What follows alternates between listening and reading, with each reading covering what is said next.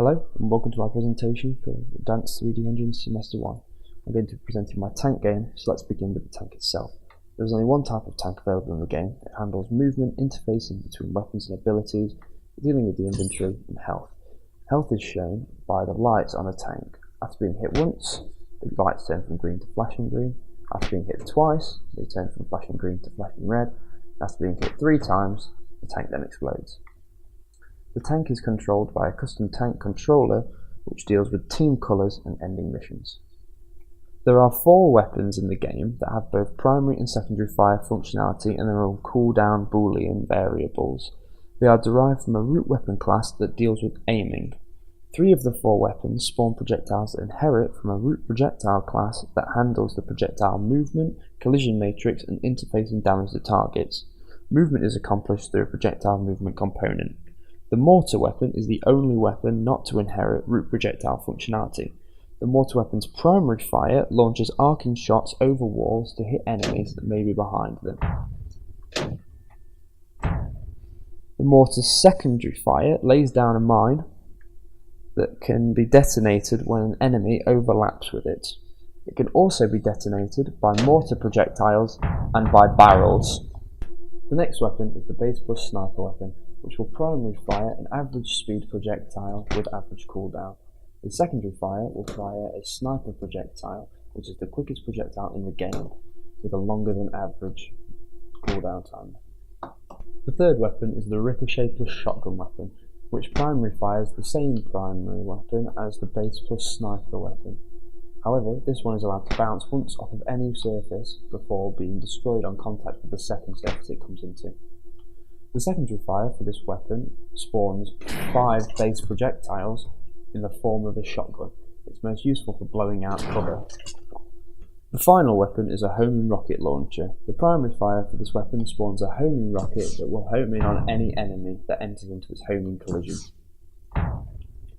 The secondary fire for this is a detonation that will explode the newest spawned projectile.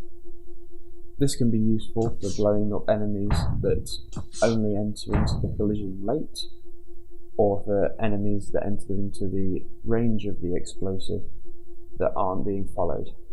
The game also has 3 abilities that the player can pick up. The first ability is a force field ability that when used will encompass the player and reflect any incoming projectiles. The next ability is a heal radius ability that will heal the player over 5 seconds and any friendlies in the vicinity.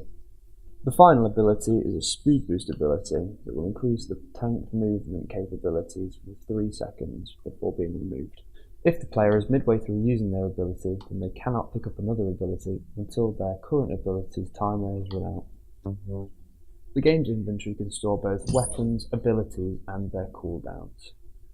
There is a weapon wheel in the game which will open by holding down the left bumper and then will change to whichever weapon is selected using the right analog stick. By releasing the left bumper, it will change their weapon. Weapons are picked up and placed in the weapon wheel on order of their collection. The HUD for the game has been kept minimal and out of the way of anything happening gameplay wise, such as the ability image which will appear in the top left depending on which ability has just been picked up. There is also the option to press Y for controls should the player need to know them. The starting menu allows the player to choose what colour tank they would like. When they have locked in their option, they will then be able to play the game and begin their mission. Finally, the mission results screen tells the player whether they have succeeded or failed in their mission, and it also allows them to restart or quit the level. There are 2 managers in my game. The first one finds all of the tanks in the level that are enemies, and once they have been destroyed, it will call the end game function, which will end the game and display the mission complete or mission failed screen, depending on whether the player has died or all of the tanks have been destroyed. The second manager is my ability manager, which will find an ability that has been picked up by the player, and then after it's been used, it will run through the manager to call a respawn function, where after 5 seconds, that ability will then respawn at the same location that it was picked up in. This concludes my presentation video. Thank you for watching.